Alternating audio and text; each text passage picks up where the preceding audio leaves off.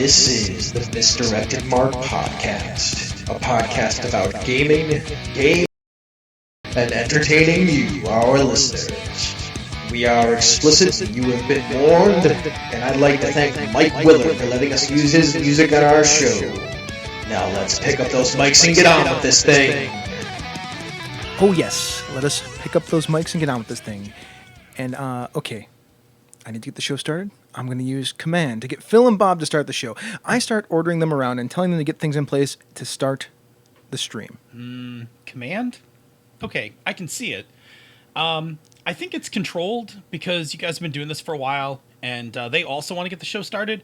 But I'm going to say that its effect is limited because Phil deals poorly with being ordered around. All right, what if I change it to Sway? Rather than ordering them, I can be more calm and be like, hey guys, it's time to start the show. You guys want to do the show, right? Right, let's do the show. In that case, it's still controlled, but I'll say the effect is greater. All right, cool. I am going to roll. I don't have a die in front of me. I have an automatic dice roller. Let me hit that. And I got a 6. Success. Great. So, yeah, you were fully successful in getting the show started, so tell me what that looks like. It looks like this, and welcome to the 265th episode of the Misdirected Mark Podcast. On tonight's show, we head into the garage and take apart the action roll mechanism of Blades in the Dark. Then we hit up the social media depository. But before we do that, my name is Chris. And I'm Phil. And I'm Old Man Logan. Whoa! What is up? Yeah, man. What is up? What is up with you? I'm going to turn it on you first. Well, usually I say what's going on, but really, the thing that I really want to say is we were just talking about Justin Timberlake movie, and we couldn't figure out the name of it. And I was like, it's called Fuck Buddies, right? Yeah, it's but it's yeah, not. It's not called that. I don't think it's called Fuck Buddies. It's called. It's the one with it's Timberlake and Mila Kunis. Yeah. It's Friends with Benefits, right? That's what it is. Yeah. Not Fuck Buddies. Yeah, we felt the need to share that with you folks because Phil thought it'd be hilarious, and it was. So. Yeah, and by the way, we are explicit. You have been warned. I mean, you heard that like less than a minute ago. I'm reiterating it for our folks that might be here on a Thursday night. It's true. It's true. It's Thursday. It's Thursday. We are recording on an off night. I don't know about you guys. It's like, wow, this isn't Tuesday. Something's wrong. No, I mean, I was out watching fireworks on Tuesday night. Yeah, I was sitting at home listening to fireworks. You guys missed a good one. I mean, I normally like the fireworks at UB, but this year, those were the best. I mean, I will say those are the best fireworks I've seen in some time. Nice. Like there were multiple times where during the fireworks display, I was like, oh, actually like gasped and made noises. Like I was impressed. It was really cool. Anyway. Yeah, that's cool. I wish I would have saw him. Yeah. No, maybe next time we can all just kind of organize and go. I was smelling fireworks exploding in my neighborhood, which is kind of cool. There's people actually on the street shooting off fireworks. Yeah. That hasn't happened in a really long time, so that was neat. So I would normally say what's going on, Phil, but you already said kind of like what's going on with me. What's going on? I said, hey, yeah. Well, I went and saw Baby Driver. Man, that movie is good. I saw Baby Driver. The movie is really hot, man. I'm hearing nothing but good things about it. Oh, man, it's so good. I would go see it again. Like, I really enjoyed it. Folks out there in listener land, chat room for life, wherever you are that you may be picking this up, go see Baby Driver. It's worth it. Yeah, it's go see Baby Driver because one, it's a good movie. Two, it's some amazing movie making. It's excellent filmmaking. Yeah, it's excellent filmmaking. There's an amazing use of color. Uh-huh. There's an amazing use of not just music, but the timing of music. Yeah, there is a syncopacity to this movie. Yeah. Especially for the first 45 to 60 minutes.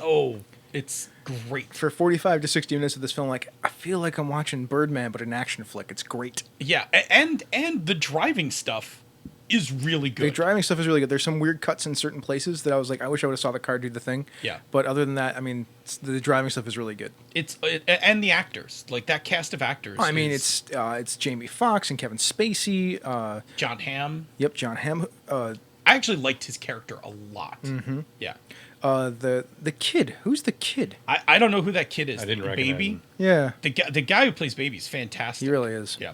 Anyway, we could go on and on about it, but I would highly encourage you to see it, and then I would highly encourage you to go check out the soundtrack because those things are not. You can't separate those two. It's true. I'm looking forward to seeing Spider-Man: Homecoming. Oh, Right? If I wasn't here right now, I'd probably go see it. And there's like no midnight showings anymore, so by the time we're done with the show, every movie that will have been aired will have already aired, so I won't actually be able to see it until later. Yeah, I don't. I have to find a time during the weekend. Like It's maybe a Sunday afternoon thing for me. it may be a Sunday afternoon thing for me.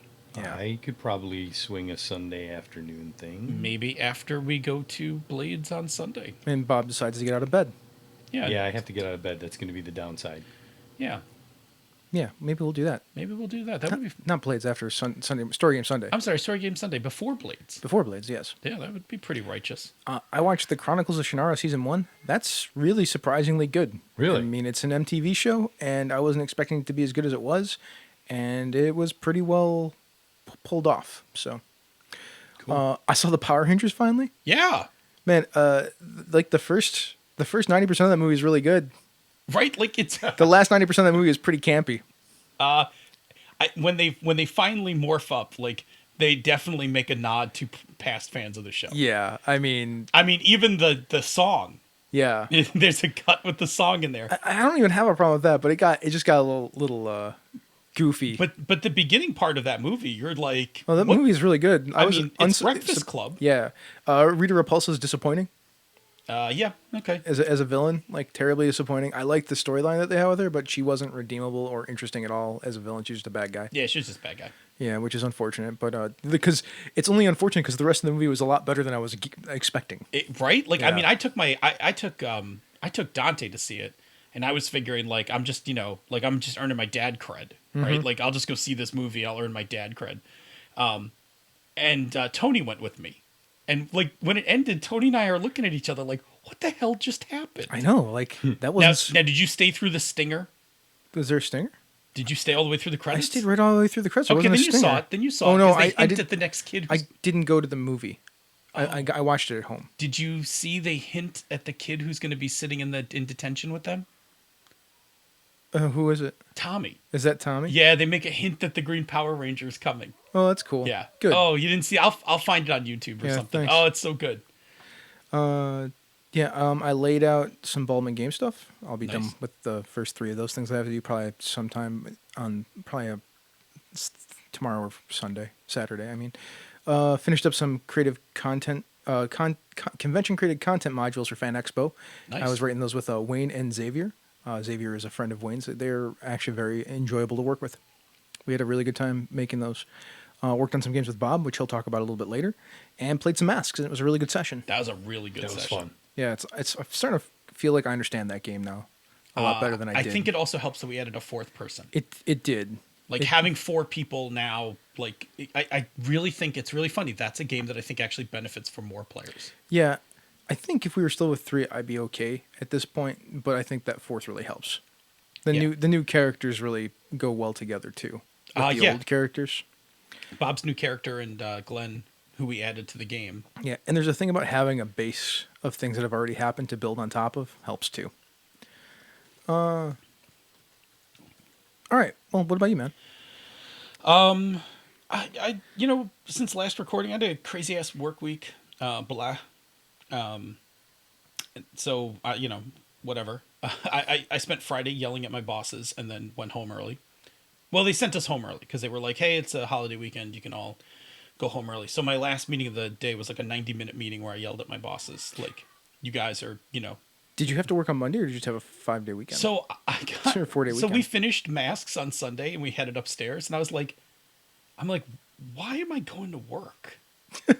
Like I have to, so I didn't. So I worked from home. Good. I was like, I'm not going in the office. I'll just work from home on Monday, whatever. Yeah, there you go. And I mean, it was fine. It was like, day before holiday kind of thing. So anyway, it was good. I also went to see Baby Driver.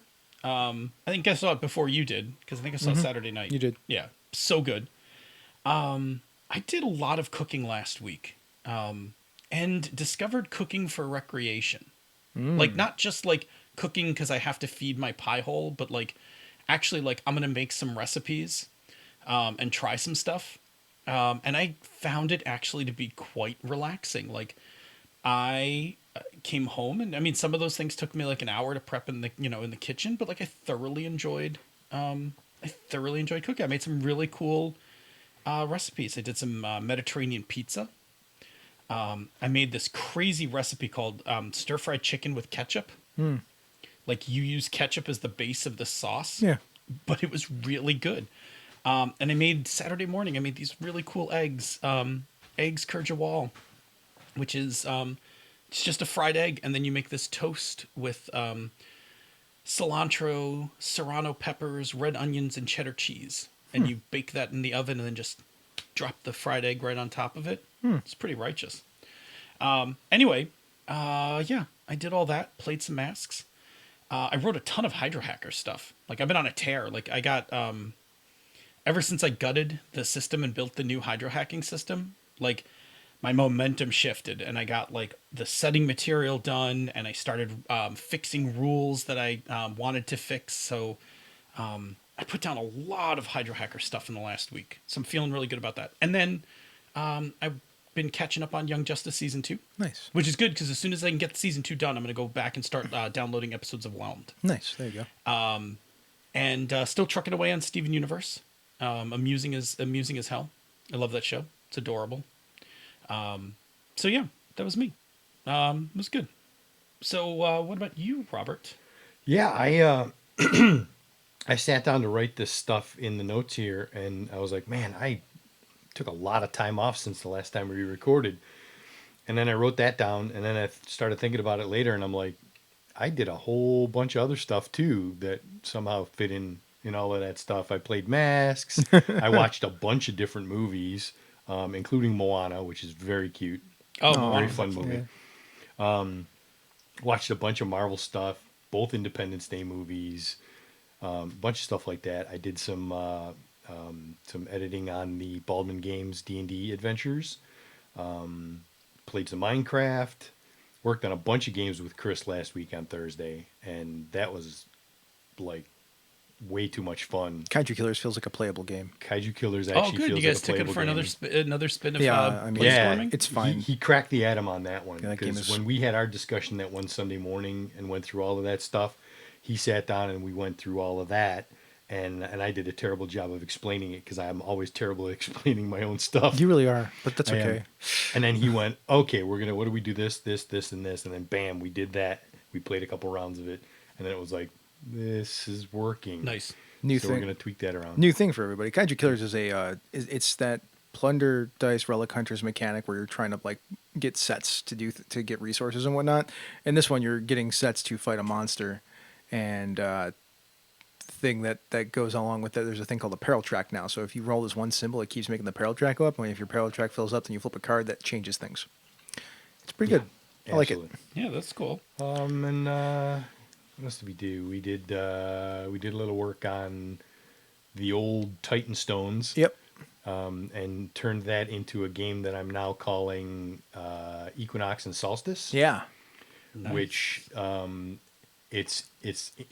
I originally didn't want to change anything significantly because the original game worked, and I was like, let's just make it cards and then put some graphics on it, throw it up on drive-thru, and sell it and see if anybody buys it.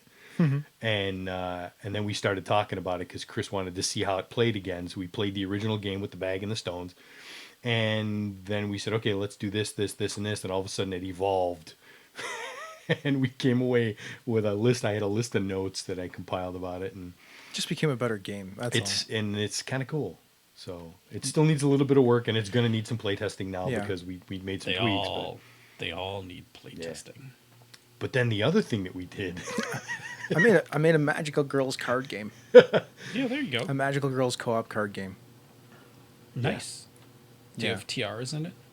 No, because it's a card. I mean, yeah, of course the art will have yeah, tiaras sure, on there's it. going to be tiaras in there. I mean, yes, there'll be a card with tiara on it. I'm But just saying, like, you I gotta mean, have tiaras. it doesn't necessarily have to be a Magical Girls game, but I mean that's the concept that we came up with. So the idea is that you are, however many of you you have a bunch of stacks of cards in the middle that are the minions of the boss, and the boss is in the middle, and you need to deal with the minions before you can get at the boss. But you can't. You can only deal with the minions that are like near you because there's different sides to the board, so you have to Gotcha. actually twist it.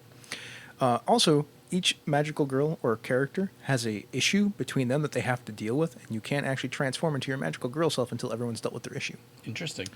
So then that's how you play the game, and you only have so much time to accomplish all of these goals with your cards.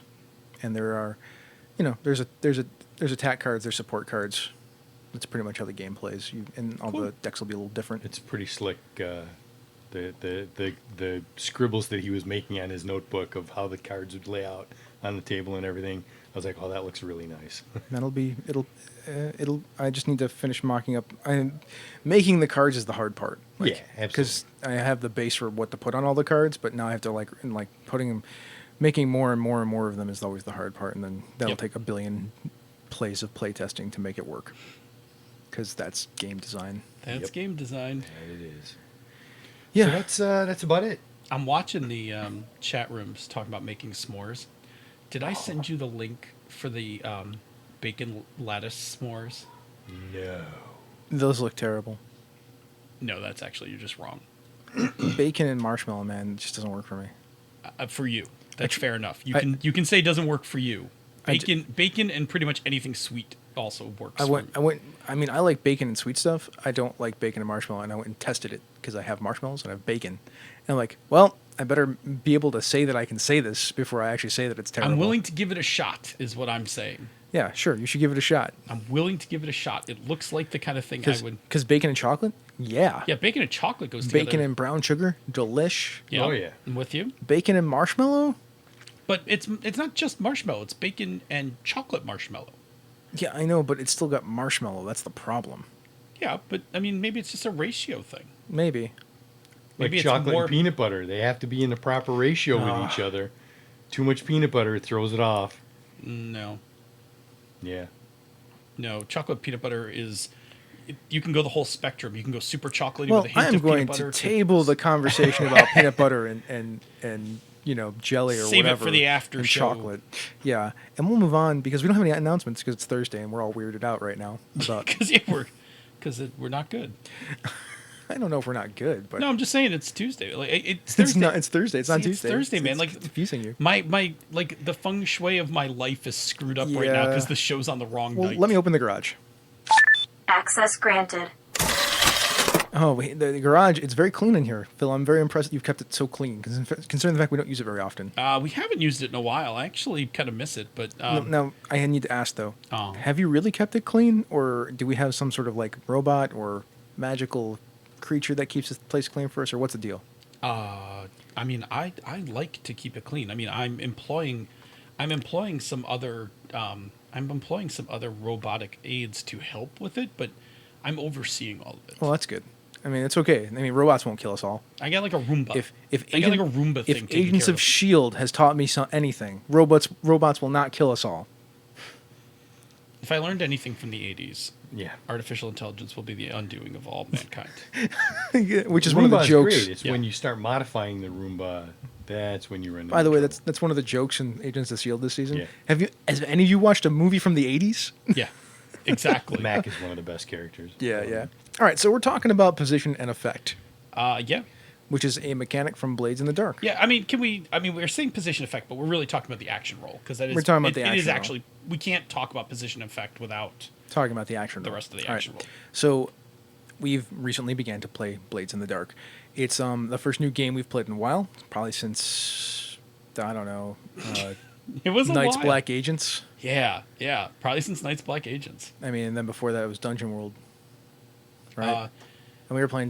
We played Numenera. It was yeah, Dungeon World, and then we played Numenera, and we've Knights played Black Agents. We've played other Powered by the Apocalypse games. Yeah, but so- we're gonna call those. I mean, But those are good. I mean, but like you said, like when you played one, you kind of played them all yes. in the good way, not the bad way. Yeah. Yeah. I mean, they all have their own thing to them. Their thing, yeah. Yeah, but they all kind of play the same. But this is the first time we've actually, in a little while, had to actually sit with rule books and be like, how does this game yeah, work because again? this game, people are like, it's like a Powered by the Apocalypse Descendant. I'm like, yeah, sort of, not really. Yeah, I mean, I can see where can where see the, it. the strands of PBTA DNA It's, are it's in got this, some roots in there, but it's its own thing. Yeah, and we'll get into why that is a little bit in the future, and probably in the future of this episode. Anyways, the past few sessions, we've been taking a look at the rules because the rules have been a thing for this game. There's a cycle of play to this thing that matters, and there's a couple of balancing factors that you just don't really see until you start playing it.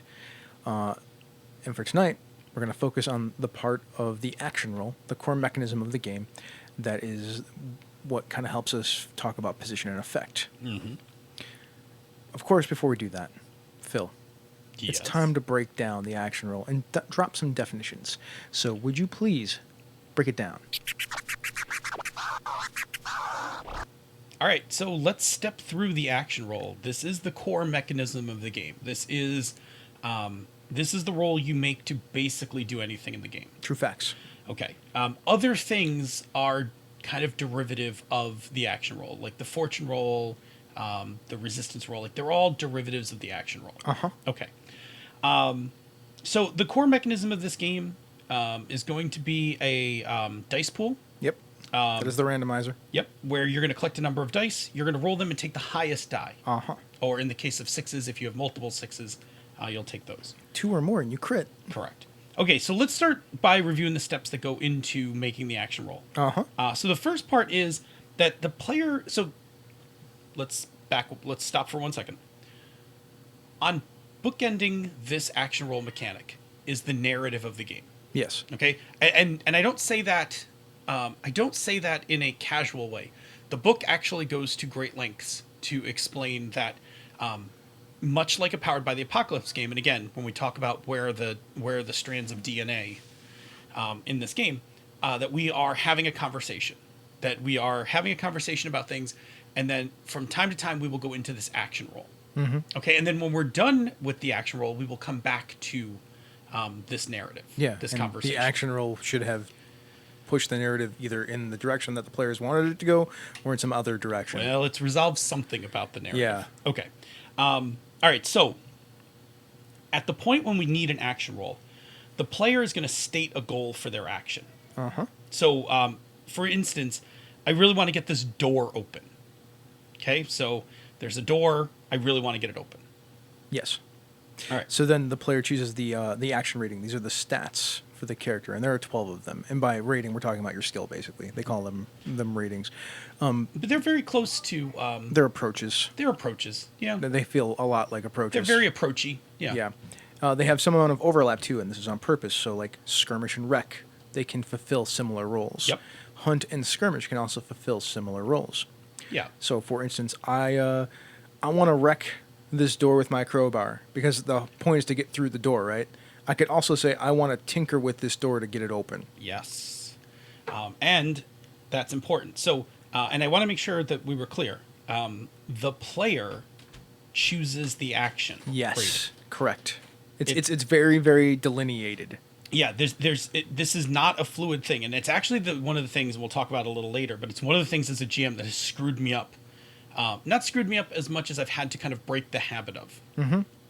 Okay, so the player decides what they want to do, their goal, and then how they wish to accomplish it. Uh-huh. Okay, so the next part of that then is the GM takes that information and sets the position for the roll. And we'll talk about the position in a second. Okay. But the position is essentially the difficulty level of the action, and there are 3 of them in the game. The default one is risky. That's what it's called. It's called risky. And then the better than risky is controlled, and the worse than risky is desperate. Yep. Now, Can I ask you a question? yes, please.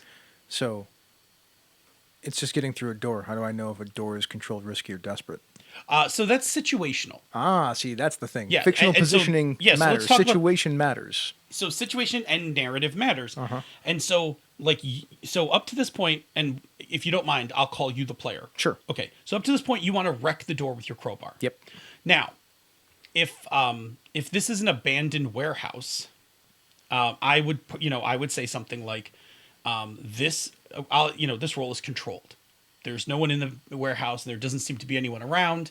You can kind of take your time with this, right? Like you can do it. Now, if there's a guard patrol in somewhere in the warehouse, my default is always risky. Yeah. Right. So I can say like, yeah, you can do it, but there's some risk involved in opening this without alerting people. In fact, the game is pretty much defaulted to things are risky. Yeah. And then desperate then means that there's some situation either within the narrative, most often in the narrative, that is making this really desperate. And Like, there are a half dozen guards in the warehouse, well, or all patrolling the place. or you're being chased that too. by a bunch of guards and you're trying to break through this door, and you're not going to do it very quickly, right? You're just going to like ram your crowbar at it and hope it opens. Okay, so then I would say like, oh, this roll is desperate. Okay. So position is going to set that difficulty, and we'll talk about when we get into rolling the dice what that really means. Now let's talk about effect. Yeah. So that is a measure of how effective the action will be in what you're trying to do. And these go from limited to great, with standard being in the middle. So it's limited, standard, and great. And Those are standard being the default. Yep, standard being the default. So let's go back to our warehouse example. If the door is wooden and doesn't really have much of a strong lock on it, you're probably going to have great effect. Yep. But if your door is reinforced steel, your effect is probably going to be limited. Exactly. Now, Now the GM is responsible for position and effect. yeah, can I throw a thing out there real Yeah, quick? please. We didn't talk about clocks, and that might actually matter here because we can. it's not part of that, but like why this matters is, like the game master GM would set a clock. Possibly they could not set a clock for it, but they could set a clock on the door for how many ticks of the clock you need to get the door open. Yes. Now, these things that we're talking about, limited, standard, and great, the effect will say how many ticks you can actually get on that clock in an action. That's correct. So yeah, and so to be clear, an action roll can be a single roll, as in I need you to make one roll to pop this door open, or as a GM I can assign a clock to it and say, well, this door is really tough. You're going to need 4 ticks, yeah. or 6 ticks, or 8 ticks to get this thing open. Now that's Blades in the Dark. You could actually reskin this to do different things. Yeah, but let's not get. We're not going to get into reskin. that. Let's but get. I want to stay here. I wanted to throw that out there in case people were wondering, like, why does it matter? Right. So now that we have some idea of why it actually matters to have these different effects. Yeah, and it's very much the GM's call whether something is a clock or a single roll. Mm-hmm. All right. Now, after we have set the position and effect, the player is going to amass their dice, and they can do that. Like first, they take the dice for their the points they have in the skill. Like let's say you have 2 dots in rec, you get 2 dice. Mm-hmm. Then you have an option to add dice. So you can add dice by getting assistance from another player. Yep. And there's a economy for that. They take a stress, they give you a die. You can push it, which you take 2 stress, but you get a die. Or you can take, and I shouldn't say or, because you can get assistance, and then one of the other 2. You can either push it or get the Devil's Bargain. Devil's Bargain, the worst mechanic in the game. Devil's Bargain we will leave for another discussion, but essentially the Devil's Bargain is kind of like a GM intrusion. I will give you an extra die, but this shit's going to occur. Yeah. Really what it is, here, you're going to have an extra die, but here's your hard move. Exactly. That's exactly what it is. I mean, it's a GM intrusion, hard move kind of thing. It'd be better if it was a get a die and it's a soft move, but always tends to end You know what? like You in this say game, hard move, but I did it to Tony in the game, in the first session where you didn't play. Yeah.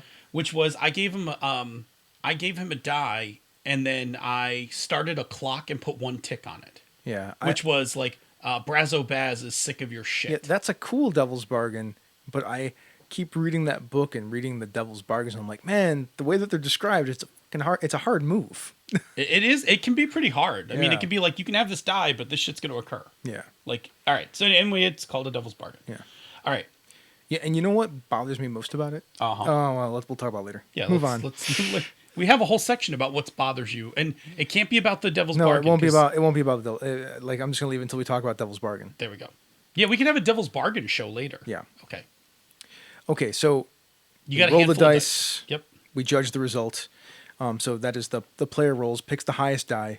Doesn't matter how many dice you have. You can roll 5 dice. If you roll all 1s through 3s, you're screwed. You fail. Yep. If you have a 4 or 5 in there as your highest, you have a partial success. If you got a 6, you succeed, which is usually pretty good. And if you have 2 6s, it's a critical success. Okay, so now this is where position comes back. Uh-huh. Okay, so what happens is you use your highest die, and then and then you go and you look for what position you had, and it tells you what the fail condition, the partial success, the success, and the critical do. And Yeah. so I'll contrast it with, just because I don't want to read the whole table, but I'm going to contrast it with the fail condition. Sure. Okay. So on a risky, things go badly, you suffer harm, a complication occurs, you end up in a desperate position, you lose this opportunity.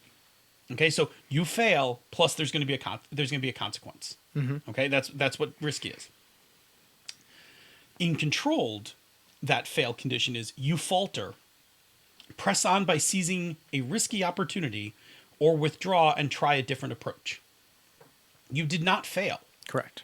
You did not open the door, but you did not have anything bad happen to you. You basically can either press on and be risky about it, or like go from wreck to tinker.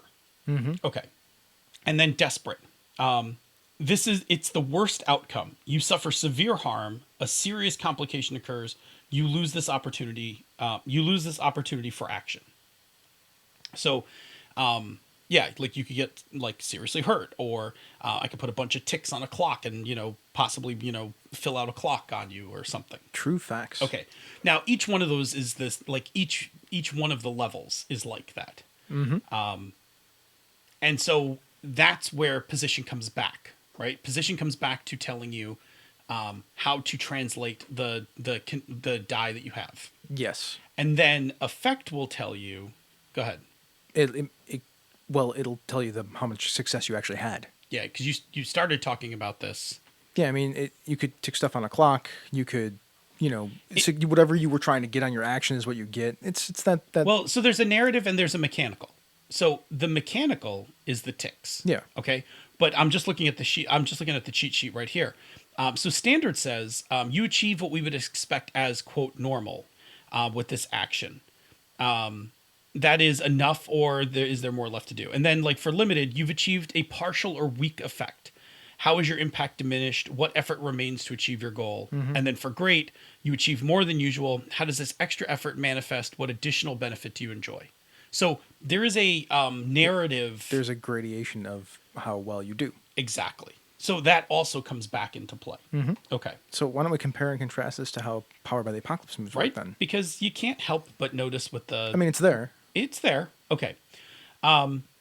So with PBTA, moves are a fixed mechanism. Yeah, this is a very. Eh, This feels very much more like Headspace. Right. So This game, Blades in the Dark, feels like more like Headspace. Yeah. Because of how the moves are slotted in moves. Whereas a lot of Powered by the Apocalypse games just have like, here are the moves right, like, that enforce the genre of play that we're trying to have. well, and they're not only fixed like that, they're also fixed in difficulty. Yeah, Like hack and slash is just hack and slash. it's true. Like, it doesn't matter whether I'm rolling on a goblin or a black dragon. If I roll a 10, I get my stuff. Now, I'm going to caveat that in a second, Sure, because because- I've played enough Dungeon World to know that it's not quite that simple. Uh-huh. But what I'm saying is that a move is basically a hard-coded, encapsulated mechanism. It doesn't adjust anything. Correct. What adjusts for the move is the fiction leading up to it. Yeah, the surrounding fiction is more important to Powered by the Apocalypse moves than it is to Blades in the Dark moves. Yes, because you have to actually trigger the move. Yes. And that is, you have to kind of meet the criteria in which for the move to take place. Yeah, the procedures of the player are different. Yes. And that's what makes it.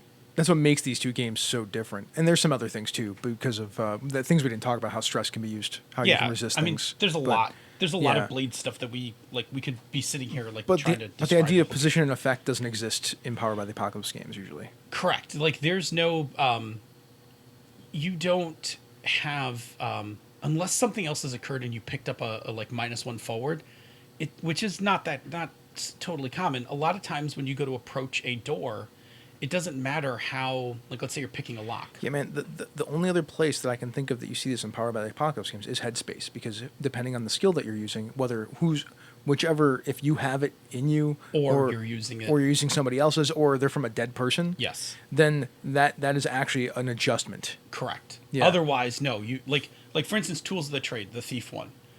If I'm opening that door in an empty hallway, or with a guard behind the door, or being chased by guards, I just roll that move. Yeah, That move plus dex. correct. You'll translate the outcome of that based on the context of am I being chased, whatever. Yeah. But the move itself does not change. The move itself does not Yeah, I mean, change. you're absolutely right. Like there is no 3 selections and 3 selections. There's no position. There's no effect. There's Correct. just There's I'm just picking some moves. locks. Yeah. And that's not necessarily bad. It's just different. Actually, I love it. Yeah, well, I mean, there's a certain thing about it that's nice, and we're going to talk about that when we talk about advantages and disadvantages of this system. The other thing, the example I had put in here was about a dragon. Like, if you have a dragon that says like no mortal weapon shall harm its scales. You just established narratively that you can't harm it with mortal weapons. Right, so you can't trigger hack and slash. Which is funny because that's actually the exact thing that was with ITAR. You couldn't harm it with mortal weapons. Right, which is why you have Corrin, the living weapon. Yeah, and Elwa with the sword. Yeah, no, I know. But that's a thing. Like, if you just can't trigger that move if it doesn't it can't narratively trigger. Yeah. Exactly. Like really, if you're like, I'm gonna go hit it with my sword, I'm like, cool. Your sword bounces off and a claw's coming at you. What do you do? Right. And like, I swing its claw. Well, the claw bats you away because you can't hurt it because we've already established that you don't have a weapon that it can actually hurt it. Exactly. But that's narrative positioning. Like we established a thing, Yep. and you have to overcome that. Then I believe we even did a whole show on narrative positioning. I think before. so. I feel like we did. Yeah. All right, so that's the difference. If you're looking at this compared to Powered by the Apocalypse, that's the difference with the Blades in the Dark action move, is that there is this interpretation of both position and effect. But you're still getting very much like a Powered by the Apocalypse move. You are getting a fail state, a partial success, a success, and then there's a critical. Which only appears occasionally in Powered by the Apocalypse games. Like, sometimes there's moves that are triggered on a 12 plus. My Barbarian had one that was fantastic. That was There triggered are on 12 moves out plus. there that have them. Yeah. Like Yeah. it just depends Anyway, on the game and whatnot. So as you were saying, like because of this setup that we have, we don't have moves, but we are building moves right as they happen. yes, That's actually what we're doing. These are frameworks for building moves in a lot of cases. And it's cool because you can shift it, like, based on situation. So that's neat to have that. So there are advantages and disadvantages to these kinds of mechanics and mechanisms. And we're going to talk about them after we go to the chat room for life. yeah. Bob. They are enraptured by the topic. Uh-oh. Interesting. There are no current questions. They're having a side conversation about wouldn't it be cool to run a game with all of the strong kick-ass female characters from Agents of S.H.I.E.L.D. Yeah, that would be pretty great. Simmons, May, Yep. Daisy, who else? It's like that episode of Yo-Yo. It's like that episode of Young Justice. Yep. Yeah. Is there anybody else? Am I missing somebody? I don't think I think I got most of them. If I'm missing Ange included the Koenig sister. Oh, yeah. Asian. Phil doesn't know who that is, so I'm gonna be quiet. It's okay. All right. Well, let's move on then. So tell me about advantages of the action roll, buddy. All right, so what's cool about what's cool about this? Well, I think there are a few different strengths about the action roll mechanic in Blades. So first of all, narrative matters. So Strangely less, but yes, it still matters. it still matters. So similar. Well, I'll make my case for it in a second. Okay. So similar to Powered by the Apocalypse games, narratives, you have to be in the narrative to get to the action roll. Mm-hmm. Like, you can't just roll up and be like, I'm going to wreck this door. Yeah. Okay. But in Blades, the GM kind of decides when the action roll is going to be triggered. Sure. Because there's no condition. Like, there's no condition that says, now make an action roll. Like, unlike a move where we have that kind of on-ramp that says, when you do this thing, roll plus whatever. Mm-hmm. And in that respect, the action roll is a bit more like traditional games, where the GM will be like, okay, make a roll. Mm-hmm. Okay? But the thing that's... Strangely enough, I think it's like make a roll, but really the thing is, like, this is the thing that you need to deal with. How do you deal with it? Yes, because it's not make a roll. Yeah. Like, that's the thing, like, that's been, like, when I first started playing this, I kept wanting to say, like, make a, like, control. Yeah. Like, no. Because in Powered by the Apocalypse games, usually we pass it back to what do you do, and then Yep. somebody narrates until a move is triggered, right? Yeah. In Blades in the Dark, it's we're narrating back and forth. We're having that conversation until an obstacle comes up, and then the game master doesn't say. The game master actually has to stop and say, "You don't trigger a roll. What do you like? How do you deal with the Yes. situation?" Because we're not triggering rolls. We're saying we're triggering situations. Yeah, I mean, the GM has to decide at some point, like, the thing you're trying to do isn't just a yes. Yeah. So at that point, it's like, we're going to need to make a roll. Uh-huh. Not like, I need you to make a tinker. Yeah, like, you can't just do this. It's a situation. How do you deal with it? Right. I really like that idea of, like, the game master saying, here's a situation, deal with it. How do you do it? Right. But I guess where I'm saying narrative matters is that you can't just pull out a move and always have it work in the context of the narrative. Like, this happened, I think, before you joined the game on the first job those guys took. When the Bravos busted up the first drug lab. Sure. They went in and busted up and then like beat the shit out of like 6 people in that room. Okay. Like, and then Tony tried to sway the remaining guy to give the money. And so I didn't say no because I wasn't gonna say no, but I made it limited effect because Well, yeah, of course. because I was like, well, the narrative says like, now that you've just like beat the shit out of like 6 people in this room, this guy's terrified. Yeah. You could have actually said no and it would have been okay. I didn't. I mean, I could have, right? Yeah, I could have said, I want to point it out there. yeah, I could have said no, but I wanted the scene to keep moving forward, so I put out, well, because since I don't pick the approach, I then assigned the effect, which was, I think, like, Tony's like, I'm going to sway, and I'm like, yeah, that's limited. Like, command would have been the one that would have, like, at that point, yelling at somebody was the thing that was going to work. But he probably didn't have a lot of He command. didn't. So he wanted and he's to got sway. a bunch in sway. Yeah. Okay. So- So narrative does matter. Like how you say what you're doing and what you're doing in the context of the situation. Narrative and situation, because I always think of it, we like to say narrative. I really think what we're talking about is situation. Situation's fine. Yeah. The situation definitely matters. Yeah, because the events all leading up to that, the narrative leading up to that situation affects the position. Yeah, absolutely. Yeah. Okay. What else? Advantages. Advantages. Before we get to that, because we're talking about that thing, because that is a thing like with Dungeon World, the dragon, like situation matters. Like we've established the situation that you can't defeat the dragon without mortal weapons. It's a little different, but it's still they're kind of in the same ballpark, but they play really differently. Yeah. And in a lot of ways, it's cooler because you can actually say make the roll. Like that is an advantage, right? You don't just have to say no. Yeah. Yeah. So that's the other side of it. You could have said no, but you didn't have to because you had a way to deal with it without it being seemingly ridiculous to the story going forward. Exactly. I actually had another tool as well.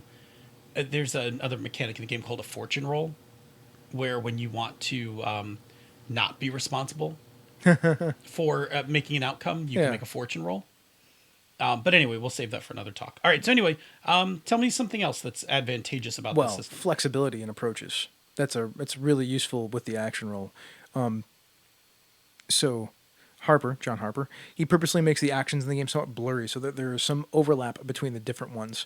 And there are 2 reasons for this. One, players in this game never have enough dots to cover every action. They actually have plenty with 0 ratings, which I have plenty that on my Yep. character that have 0 ratings. But there's always a way to get a die, so that's a thing, because you can always take a devil's bargain or push yourself. Right. Oh, we should talk about really quick. If you do not have any dots, You roll 2 dice and you take the lowest. correct. Yeah, that's how they deal with that. So you can still do stuff. You're really disadvantaged at doing it. Yep. The second thing is it allows a player a chance to use an action they are stronger at by working it into the narrative. So your character sheets and your dots on your character sheets are actually driving the way that you're playing your character. So it's quite fascinating how your characterization of your character, because narrative matters, which we've already established, like setting up situations is a good way to get you to use the dots that you want. So you should be thinking about how you get to the point where your game master is going to ask you for a roll so that you can actually use the things that you want to use. Also, hurting someone, there's a approach called, or an action called, I don't even know what they're called. What are they called? They're actions. They're actions. Action called skirmish.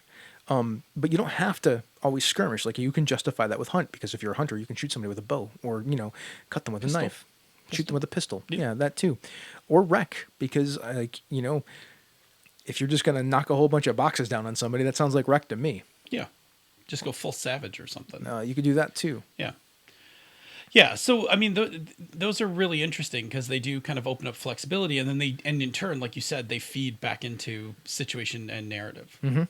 And then it's funny because now that we changed that at the top about situations, I have takes into account situations surrounding the world. Sorry, man. I knew. No, it's okay. But here's the thing: from the GM side, so I know this from GMing.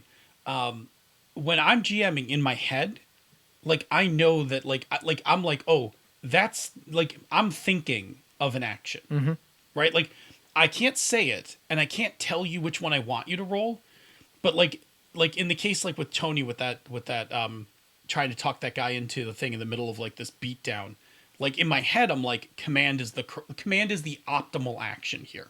It's not the only action. It's the one. It's the one I think is optimal. But you can't hold on to that. Strange enough, I could have been like, I'm gonna use skirmish to beat him until he gives us money. And I would have, if you had said that, I would have been like, yeah, that's perfectly fine. Like, yeah, you smack them around for information. Yeah, absolutely. So just because you have an optimal one in your head, you can't hold on to that. Like, you have to be open to hearing. It's actually where the fun of the game is in a lot of cases. It is actually there's a couple of other spots where the fun of the game comes up, but in this particular situation, that's a lot where the fun of the game comes up. So Tony did this thing in the last session. Tony did this thing where you guys shook down another drug den, right? Because you're trying to run the red sashes off the docks, right out of town, and you shook down another drug den, and rather than harming the cooks, Tony wanted to let them go so they could come back and get jobs with your crew. Yeah.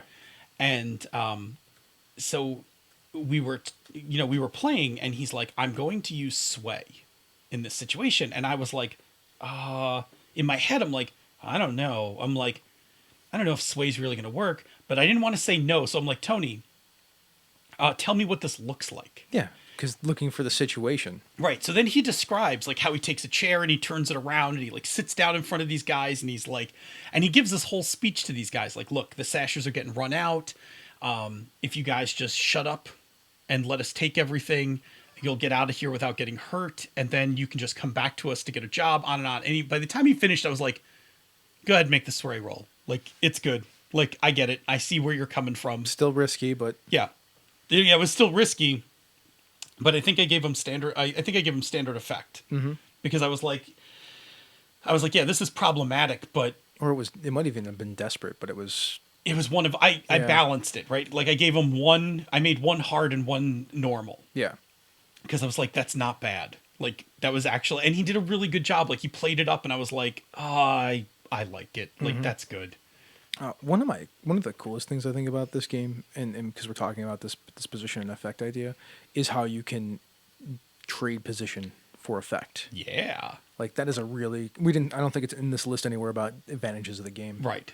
Yeah. So if you have like a limited effect but a controlled situation, you can bargain with the game master to be like, well, what if I do this crazy thing and turn it into risky? Right.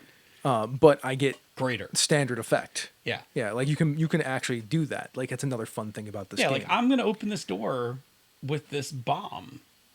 Like I could set the bomb and be very controlled and take my time, but what if I prime this thing? Like what if I, can I get a greater effect on the bomb when it goes off? Like, yeah. Yeah, you can. Like well, because I mean the risky like that the desperate level of outcomes is pretty harsh. It is harsh. I mean, you can get the greater effect, but you could hurt yourself pretty bad. Playing with that scale is a fun thing to do. Yeah. Like as players and also as game masters, like you get the game master gets to set that and the players get to try to adjust it. Like that's part of the play. Yeah. I guess we should talk about disadvantages then. Go ahead, because it leads right into it. Just about to head into it. So man, it slows down play. Like, it does. If you're used to playing Powered by the Apocalypse games where it's like you trigger a move, roll some dice, narrate what happens, this is not that game. Nope. I mean, it's not a ton longer, but Powered by the Apocalypse is fast. Yeah, this is Powered by the Apocalypse is about narrative into a move, and then right out of the move into more narrative. Like, that's What's just, the that's- word that's we the like to game. use here? Latency, man. Latency. Yeah. Yes, there is a high degree of latency So- in this mechanic. Mark your bingo mechanism. board. Yeah, mark your bingo board. The action roll has more latency. I mean, it just does. There are a bunch of steps. There's procedure to this thing, and then there are decisions that the game master has to make: setting position and effect levels, the building of the dice pool, the interpreting the results, the bargaining for position for effect, The Devil's Bargain. the devil's bargain. Yeah, Yeah. There's a lot of stuff going on in an action roll. Luckily, you don't generally make as many rolls. I feel like. Well, I Yeah. mean, depending on the game. Like we played Dungeon World, so I mean, there's like a lot of rolls. Yeah, because we rolled were a lot of hacking and dice slashing a lot of stuff. and defying danger all over the place. Yeah. So the latency is going to go down as you get more comfortable with the game, but I mean, it's still there's more game to this game and to this idea even than there is Yeah. in the idea of Powered by the Apocalypse. Even with full system mastery. Heck, there's more game in this game in a lot of cases than there is in some level bounds of D&D. Yeah. I mean, no matter how much system mastery you get, there is a minimal amount of latency that still occurs with this mechanism. Yeah. Okay. Here's another potential problem with the disadvantage to this mechanic. Haggling and disagreements. So setting that initial position and effect is a judgment call made by the GM. It is. And it tells you this in the book. The GM can also set the tone for the game based on how they call for rolls. I know. I'm very aware. Yeah, like if you do lots of controlled things and greater effects, you're making for like a very pulpish kind of game. That is not the game we were playing. Right. If you are if you are calling for more desperate and limited, it makes it a lot grittier. We don't have a lot of desperate and limited, but we have a lot of risky, and risky is not good. No, risky is not good. 5 to 6 or 4 and 5 on risky is like getting hit with a hard move. Yeah. I mean, you'll still get what you want, but you're gonna also take something it's in the not teeth. a soft move; it's a hard Yeah. move. Yeah. It is getting kicked around. We're spending a lot of downtime. Yeah, Like trying Lot to of clear recovery. stress. Yeah, that's absolutely true. Now the other thing is, players may not see the call the way the GM does. that happens. And so, there can arise some amount of debate. Like, is that really a risky or a desperate action? No, I bring that up now and again. Yeah, you do. And I mean, that's going to add like an additional layer of latency. And then, is it really limited? Should it be standard? Is it this position, that position? There's a certain amount of, some of this is system mastery, but, will hunt work here versus, whatever, will hunt work here versus wreck, that kind of thing. On the bright side, no one's ever almost saying no because it's just like, well, that's limited and desperate. Yeah, that's actually the great tool that the GM has. Yeah. Like if you stretch when you pick your action, the GM gets to kind of say like you're stretching by lowering the effect and potentially saying like, well, that's super risky. Like Yeah. that's beyond risky. You're being No. that's kind of desperate. Now, that being said, doing something that's limited that's also desperate is just it almost feels like the game master's telling you no. I mean, you should only be doing that like when like the blue coats are chasing your ass and like you really have no other choice. Yeah, and you're like, I'm gonna stop and fight him. Right. Really, you're gonna fight 7 dudes? Yeah. Do you have Limited anything, and risky. Do you have anything that helps Limited you and make desperate. it not that way? Right. No. All right. All right. Well, you're about to experience a beatdown. Because by the way, there's a move in the game or an ability that somebody has in the game where they can take a stress and they can treat a mob like a single opponent. Yeah. Then it's not limited. Then it's not so bad. yeah. Okay. What else? What's another disadvantage? So level switching. This mechanic is going to pull you out of the character level and into the game level with each roll, and then drop you back, and then you're going to be jumping around in this meta game story. You're going to pop around the different levels. you are definitely going up and down the level. And if you've never heard us talk about levels before, go listen to the level episode. Absolutely. There's a lot of level switching. So this was in a sense, if you're looking for sustained immersion in your play, this is not the game for that. No, not it's at not. all. This is No, it's not. like I said, there's a lot more game to this Yeah. than narrative. Also, while system mastery is low, there's a lot of debate about which actions can do what. So can action X actually do Y? That's come up a ton. Yeah. That's come up Yeah. a ton. But when you start getting it, it feels really great. It does. When you're like, we're a few sessions in, and I'm starting to feel like we're hitting our stride on it. Mm-hmm. The last thing I had on the list here is spamming actions. Like you said, you don't have a lot of dots when Yeah. you're a starting character, so you're gonna lean into trying to use your 2 dot stats as much as possible. Of course. And you just have to remember that the narrative that you build has to go along with it. Yeah, So if you've got sway at 2, you need to be charming. Yes. Like you can't be terrifying and then be like, I'm gonna use sway. Yeah, it's actually weird because we're playing Bravos. Yeah. Bravos are thugs, basically. We are thugs. And You are thugs. we are thugs, yes. And somebody who has a high sway is going to have a hard time using their sway when we're beating the ever-living love out of everybody. Because we do that. Like a lot. Now, as Phil said, there's nothing wrong with hammering on your action. It's just about setting up your situation so that your action actually triggers in an effective way. Yeah, you got to do it not in a spammy way. Like you really got to think like, if my guy's got a lot of consort, then which is the one hanging out with people skill, then you need to talk. You need to be making sure that you put yourself in situations where you're hanging out with people.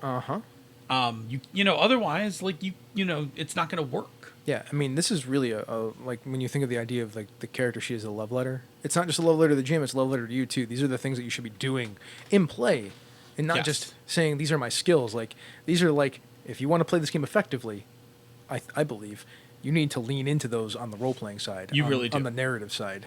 Yep, absolutely. The stuff is on the character sheet for a reason. Yeah. And even more so in this game because Yeah. it's not like, well, I'm gonna use my diplomacy. No, it doesn't work that way in this game, my Yeah, friend. because in Dungeon World, you have stats.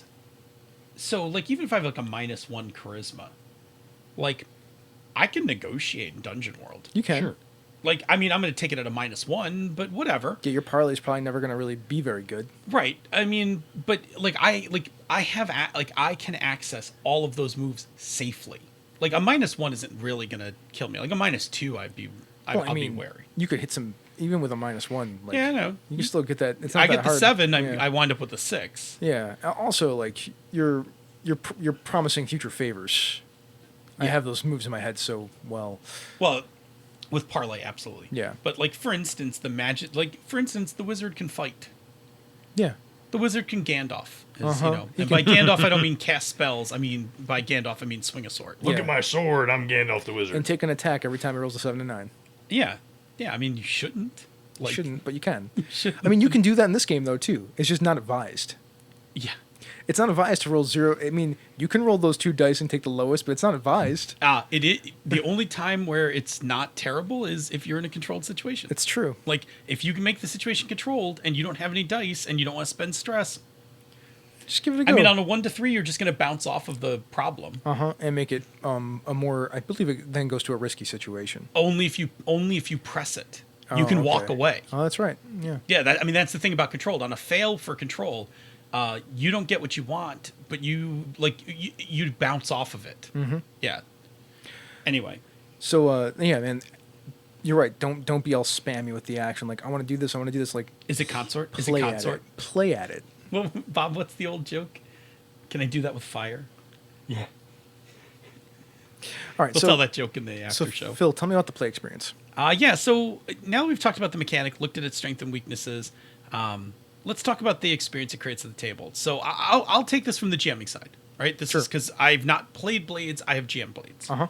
All right, so from the GMing perspective, one of the things I like about this is it is a little bit more like a traditional game. Like, I don't have to keep the narrative triggers for 8 different moves in my head. Mm-hmm. Like, when there needs to be a time to roll some dice, I can just say, like, we're going to roll some dice now. Mm-hmm. And I'm not saying that's terrible, but I'm saying, like, you know that thing when you first start learning a Powered by the Apocalypse game? Like, as a GM, like, you quickly have to learn all the basic moves and then kind of know what triggers them, right? Because you're sitting there, like, during the game, like, is it time to make that move yet? Hey man, it's taken me sessions, and that's playing as a player with Ange and running for you guys for Mass to get a feel for it. And I'm just now starting to get my head wrapped around all the different moves that I can make because Right. there's a lot more moves to be made because of the different playbooks and the different moves that I can make and all that stuff. It's crazy. Yeah, so in Blades, I can say yes to something a character says, or I can ask for a roll. Uh-huh. Like, that's super easy for me to remember, Yep. right? And Like, then you're just setting position and effect. exactly. while I love Powered by the Apocalypse games, and we know I love Powered by the Apocalypse games, this thing with the edge cases where, in Powered by the Apocalypse, like, is this did it meet the criteria to trigger the move, or didn't it? Like those kind of like really edge, like those kind of edge things. Yeah. You don't have those in this mechanism. Like I just decide like that's roll worthy. So I like that a lot. And then I like that I don't have like, I like it and it's tricky, but I like not saying make a command roll. Like I like the idea of just saying like you said earlier, Deal with the situation. deal with the situation right now. Yeah. Or how do you deal with the situation? Yeah. How are we overcoming this? Let's go. So there is some overhead to this move. There is definitely a learning curve to this as a GM. Like there is definitely some system mastery going on. The reason there's a learning curve is there's a couple of things that are surrounding this that make it more make the game part of it work more Well, effectively. this is the main mechanic. There is other stuff that whirls around this. There's that thing about the resistance roll. Which where you can- yeah. Yeah, that's an important part of how this works. Yeah, so we can just briefly mention it. When you take a consequence in the game, which is the thing that happens when either you fail or when you get the 4 to 5, you don't have to take the consequence. Yeah, There's another roll you can make to basically resist it. Whatever the GM wants to do. Yeah, can it's be great. like- Like you can actually basically turn down the hard move. Yeah, but you have to take stress, which is a limited resource that you have. Yes, and there are consequences for stressing out during a job and stuff like that. Which is why it's okay that the 5 and the 4-5 is so bad. Yeah, because you have this option to mitigate. Yeah. Like, oh, I'm going to put 3 ticks on this clock. I'm like, no, you're not. No, you're not. I'm gonna make a resistance roll, and this is how I'm gonna do it. And Yep. so those are really kind of like the processes of how that that mechanic kind of works and balances itself out. Yeah, and so far, experience-wise, the thing I'm seeing is that there's a lot of questions on the action, like which action best fits, and like less questions about the position and effect. Like I think we mastered position and effect faster than we've mastered like the 12 actions. Yeah, I mean, because it's just 3 choices on each side, and the names actually make sense. Right, and they combo well. Yeah. Like they like you stick them together, they combo up really well. Like this is a risky limited, risky great, yeah. But figuring out like is it sway or hunt or can hunt be used, and that seems to be taking longer. Okay. From my end, like you hit one of the things that made a lot of sense to me, and it's about how you can shift this thing from pulp to gray with how often you are asking for limited and risky, or limited and desperate, and controlled and great effect. Like that is like think about your tone, what you're going for, and then you can modify that way. I imagine that in there's a scum and villainy hack of this thing or something like that. Yeah, this is a good Star Wars Firefly. I imagine that if you want the more space opera-esque tone, you don't ask for you don't put them in a lot of desperate and limited situations. Yeah, I would think so. Yeah. The other thing about this, I haven't seen this tech before. I really like it. A lot of people do this stuff in their heads, I think, but there's never this back and forth between the game master and the players that are asking these questions. So I think it's interesting, and it makes this game more of a game than just a narrative engine. Like there's a lot of game to this. There's game. a lot of game to this. There's a lot of resource management. There's a lot of there's a lot of game. I agree with you. I think it's really. I think it's super smart. You can you can totally see where Harper, of course, played Powered by the Apocalypse games, but it's really interesting to see like how that got translated. Because it's not a Powered by the Apocalypse game, and it's I don't even know if you can say it's like a second gen Powered by the Apocalypse game, because it's not really that philosophy of game. Not at all. But it's definitely influenced heavily by that. It is very gamey and we didn't even really get into clocks, but clocks make the game even more gamey. It's true. I mean, clocks, the stress, being able to stress yourself out to deny effects is a gamey thing. Yeah, like I think you're right. There's like far more resource management, like what's getting put on clocks and who's racking up stress, and Like that's a thing. Is it worth it in this situation for me to stress myself out to get an extra die? Does it actually adjust my odds enough to that I want to actually do that? Yeah. I mean, there's a lot of that stuff going on. I mean, when you stress out in the game, we can just say this really quick. Like, if you fill your stress track, you take a trauma. You can only take 5 of those in the course of a game, but you also are out of the current scene. So, like, if you're in the middle of a job, You're out. and you stressed out, It happened to me. you're done. Yeah. And not just the game, the campaign. You can take 5 traumas in the campaign. Yeah, 5 traumas, you have to retire that character. Yep. Yeah, like they can't. They're out of the. I'm sorry, they're out of the. And I'm going to put the air quotes up. The game, as in like the biz. Yeah. Right. Like they're out. There's actually a really neat mechanism. I'll just make it as a side note. You have to save up money in this game because when your guy retires, the epilogue to your guy has everything to do with how much money you've stashed before he goes out. Like if you haven't stashed enough money, the epilogue for your guy is he's homeless. Yeah. Or he could be like super wealthy and like retired to like a mansion in the city or something. Like that's up to you. And like you got to make that decision. Like how much coin are you banking in your stash to prepare for the day that you can't be in the game any longer? Yeah. We're going to talk about making this mechanism work. Let's talk about that. But in the future, we're going to actually do a much. We'll do a couple of. We'll just rip episodes. off another chunk of this game and Yeah. bring it out and play. Yeah. I mean, I think the score is going to be one we The should score do. is probably going to be one that we'll do. Anyways, Fetch a pin for that, son. Ding. so before we pack up and head out of here, Yeah. let's take a few minutes to talk about how to make this mechanism work at your table. So, first thing, get comfortable with the steps for the action. Who is responsible for which parts, the GM versus the player? That was a thing. And that's very deliberate. Like very that's- deliberate in this yeah, case. like you will think when you see it like, oh, it's like every other role-playing game I played. No, like look very carefully. There are player parts, there are GM parts. Do not get them confused. Learn the actions. There is a chapter in the running the game section of the book that deals with each action like on a 2-page spread with examples. Consume it. Learn it. Love it. I'm still doing it. So, game masters, get comfortable with that. What the different position and effects do, especially the factors that influence effect. That's a very important thing. It takes a little bit of getting used to, I think. But once you've read the examples and once you've gotten a hold of what the positions and the effects do, it's not so hard. Yeah, the book does an amazing job of going through the examples. Like the examples in the book are very easy to get. Nice. So yeah, if you read the examples in the book, you will grok this mechanic. You will take a little longer to get your mastery of it, but it's very grokkable. Hey Phil, I heard there's a handout somewhere. Yeah, we will put a link in the show notes, but I have a link for Google Drive. I made my own action sheet because, and I love John Harper, but I found the sheet that he made to be a little lacking because it didn't have everything all in one page. Yeah. So I have an action roll sheet that has everything you need for getting the action roll done. Which is actually in the Blades in the Dark community on G+.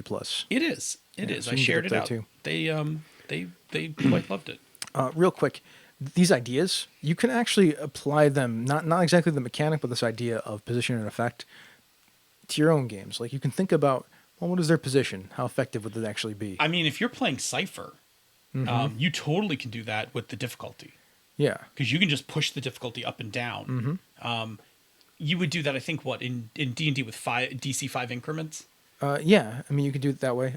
Actually, it's Or- weird that you mentioned Cypher because Cypher is actually that. Like, you set the position basically based on using the difficulty.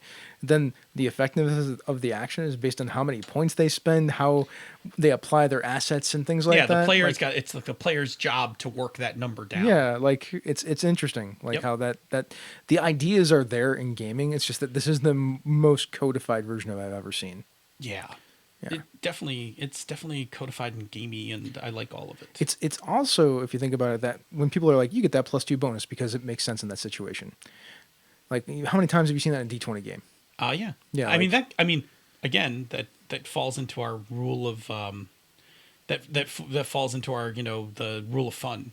The rule of fun, but also if you think about it, like, well, you have the game says the DC should be X, but you have a better position, so here's a Yeah. bonus. Yeah. give you a +2 on that Yeah, one. so that instead of being for fun, that's actually because of the situation. Right, like for instance, Obi-Wan, you have a +2 to your intimidate check because you have the high ground, Yeah, yeah, yeah, absolutely. but then you fail the roll. Also, I mean, this is what advantage and disadvantage does in D&D as far as like position. Yes, absolutely. So this idea is all over the place. It's just never been laid out like it's this. laid out like it's interesting, right? Yeah. I dig it. It's a good way to study it, to see what it's all about. Well, that wraps it up for Action Roll and Blades in the Dark. There are some other cool mechanisms in the game, and as we mentioned, we're going to talk about them in the future. And if you're a fan of Blades and want us to drag some more mechanisms into the garage, just let us know and we'll be happy to do that. Yeah, I mean, I kind of like the score. That might be the one I want to do the next time we do a Blades. I want to talk about the... Resistance. no, not the, I mean, I do. I want to talk about Devil's Bargain too, but I really want to talk about the neighborhood, the ladder Yeah. mechanism in the game from Yeah. like moving up and down and how that The feeds tier and position. how that yeah. feeds into the campaign play. Yeah, it's good stuff. it's really good. There's a lot of, I mean, like I said, Ding. there's a lot of mechanisms to pull apart in this game. Anything from the chat room? No, we are enraptured again. I don't think they're In enraptured. Rapture, I they're think, just I think bored they with were us. just like, whatever. Maybe they were bored. I don't know, but I think they were paying attention. That's we did okay. go off on a tangent after I said enraptured the first time, and then I mentioned Rapture by Blondie, and Senda said that was before she was born because I said it was 1980, and then we went on a whole thing about the first rap I song. was one, by the Yeah, way. yeah. Aw. Bob was like in, Bob was in like 1980? his I was first freshman All grade. right, high I'm just school. moving this along. You were class of 84? Yeah. Ah, you were the Orwellian class? Oh yeah, baby. So we're in the social media depository, and we're going to talk about getting healthy routines and all that good stuff. Yeah. So Carlin of the Hill People Kendrick, him and his wife, they bought Fitbits, and they've been hitting their steps every day, which is awesome. That is awesome. Yeah, and they're drinking recommended amounts of water and keeping their food within set limits. And they've lost somewhere between 5 pounds between the two of them. That's awesome. That's great. So there's some good tips in there, like drink water, count your calories, Oh, set food limits, I did such a bad job. get out, get some exercise. I mean, that's pretty much the shtick, right? Like, watch what you eat what you want, just don't eat a ton of it. Drink a bunch of water, and get a little exercise. I I mean, mean, it sounds simple like that, but it's a lot harder than it sounds, right? implementing is harder than what it sounds like. Yeah, I did such a bad job of. I cooked for so long, and I ate so much home cooked food, which was great. That when Florence and the kids got back, there wasn't any food in the house, and so we ate out for a couple of days, and my stomach was like, "Fuck this." Yeah, like that happens. I mean, tonight I came home from lunch day. I ate English muffins for dinner. I was like, I can't eat anything right now. Like my stomach is like, I'm done. Like, Angry. stop putting food in me because all you're doing is you're making bad decisions. Nice. Like you're out. This is the story another story in here that I enjoyed. Eli Kurtz. He said he's really fallen off the wagon when it comes to climbing, but he's not just laying around either. He opened a new play this past weekend and then took a trip to Missouri to visit family for the 4th of July. Between stage combat and playing tag, etc., with a bunch of little kids, I think I might actually be getting a better workout than I was before. I love when that stuff kind of happens. Yeah. It's very cool. Kids will suck the energy right out of you. All right, what are we talking about now? Oh, look at that. There's going to be a Big Trouble in Little China comic sequel, There is. and it's Interesting. called Old Man Jack, which means like it needs to be good, the comic sequel, so that needs somebody to- options it for a movie. Yeah. That's what I want. I mean, he could play it because, He's old now? Because he's old now. He's kind of old now. So what does everybody think about that? I mean, you brought this up, so I mean, Yeah. you obviously have from some what I opinions. understand from reading the blurb about it, Ching Dai is causing trouble. Yeah, dude, when you're talking, you can't put your hand in front of your mouth because Yeah, I know. Yeah. Ching Dai is causing trouble, and it's time for Jack to come out of retirement in Florida for one last job, and he's got to drive across country to go try and bust up the shenanigans. Yeah, it's coming from Boom Studios if you're interested in comic books, and I know there's some folks out there who are. Yeah, man, that's pretty cool. The final, he sets out from Florida for his final ride aboard the Pork Chop Express. That's pretty good. It's one of those cases where you've got the existing thing that is such a cult classic, and somebody says, we're going to do this thing, where we're going to take this character and we're going to do this. And you're like, oh, do we really want them to touch that? Should we just let it be and let us have our memories the way they are? Or do we revisit that thing one more time and see if we can recapture the glory? And it's a little different with comic books because you can do whatever the hell you want. You don't have to worry about, terrible directing and bad acting or Just the guy's terrible tool to writing. do the thing anymore. There is terrible writing. There is still terrible writing. and bad art. but Yeah. yeah. I mean, it definitely seems interesting. I mean, like, I think there's a lot of room where they could do some good. I mean, there was that silly comic I had, which was the crossover. Yeah, Big Trouble in Little China and Escape from New York. Yeah, where Snake Plissken and Jack meet. That's hilarious. It was pretty funny. But I mean, you can't take that shit seriously. No, right? no, Like, I it's mean, just, that's- it's just ridiculous. yeah, it's fun. That's for fun. That's Snake like Plissken comes. I don't even. No, Jack comes forward in time. I think is what happens because I think it's Snake's world, but he's not in New York. Like he's in the wastelands or whatever. Like nice. it's weird. It's just it's strange. Well, I mean, this is a short show. It is a short show. Do you want to mention anything like I don't know? Not really. No, want to have a short show today? Yeah. Yeah, we can have a short show. It's Well, cool. before we leave, Patreon shoutouts because I love shouting out to the patrons. Absolutely. Yeah, let's do it. David Walker, Waxberg, or Wakesburg, sorry. The Knights of the Night Crew, Austin Lemke and Glenn Sealer, the man with the Fate Plan. Also, He's our newest member member of of our gaming groups. Yeah. Plays in all of them now. Actually, I can tell you what a good idea it was to add Glenn to our groups. Super good idea. It was super good. Like it was like we added him to Masks. It's like we should add him to Blades too. Like Yep. we should just like why are we not playing more games with play Glenn? games on Sunday with us all the time. Glenn, all the time. Yep, all the time now, Glenn. All right. Anything in the chat room, or can I just go? Oh, we're good. All right, cool. Well, everyone, thank you so much for listening. Hey, normally, if you're free on Tuesday evenings, let me be clear, Tuesday evenings at 8:45 p.m. Eastern, 6:45 p.m. the Queen's time, come join us live on Twitch where you can chat with other listeners in the awesome chat room for life and occasionally ask us some questions. If you cannot make it to the live show, check out our podcast each week wherever you get your podcasts, and take a listen to some of the other shows in the Misdirected Mark Network, such as Down with D&D, Threats from Gallifrey, Advantage to Insight, Pandas Talking Games, Cypher Speak with Darcy and Troy, The Gnome Cast, The Streets of Avalon with the Wednesday Evening Podcast All-Stars, and Hobbs and Friends of the OSR. You can and should also check out some of our brother and sister podcasts, She's a Super Geek, The Knights of the Night, and the Always Amazing Gaming MBS. Then, after you have listened, make a risky move and leave us some feedback. You can reach us directly by email, chris@misdirectedmark.com. I feel like that's controlled. Aw, like how you did that. Phil at misdirectedmark.com. He's over there. Bob at misdirectedmark.com. That's desperate, yeah. That's definitely desperate. Hey. Check out our Facebook group. Hit us up on Twitter at misdirectedmark, at DNA Phil, at Robert M. Everson, at The Light 101, Where you will get all of the great effects. or check out our controlled social media in the G Plus community. Yes. If you like what we do here and on the other shows in the Misdirected Mark Network, you can support our Patreon campaign at patreon.com/MMP. Patrons get access to the after show, pre-production show notes, musical parodies, the Pandas Talking Games bonus outtakes, bi-weekly D&D offerings, and other special releases as they come out. And with that, this has been a Misdirected Mark production, the media arm of Encoded Designs. Mic drop. We out!